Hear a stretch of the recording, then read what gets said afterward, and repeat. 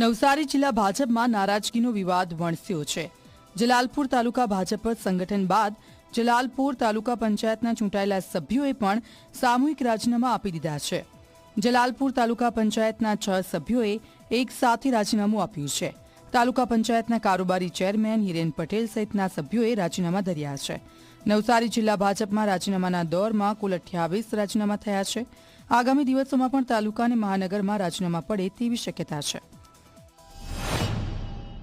હાલમાં નવસારી જિલ્લા ભારતીય જનતા પાર્ટીની જે રચના થઈ એની અંદર અમારા જલાલપુર સંગઠન મંડળના કાર્યકર્તાઓ સાથે અન્યાય થયો અને અમારા જલાલપુરના કાર્યકર્તાઓની અવગણના થતી હોય એવું લાગી અમારા જલાલપુર સંગઠનના તમામ હોદ્દેદારોએ રાજીનામા આપ્યા છે। મેં પણ ચૂંટાયેલી પાક જે સંગઠન વતી ચૂંટાયેલી હતી અને ચૂંટાયેલી પાકે એવું વિચાર્યું કે સંગઠનના તમામ હોદ્દેદારો જો ન રહે તો એમના વગર કામ કરવાની અમને તકલીફ પડે, તો એ માટે અમે પણ આજે સ્વૈચ્છિક રાજીનામું આપીએ છીએ।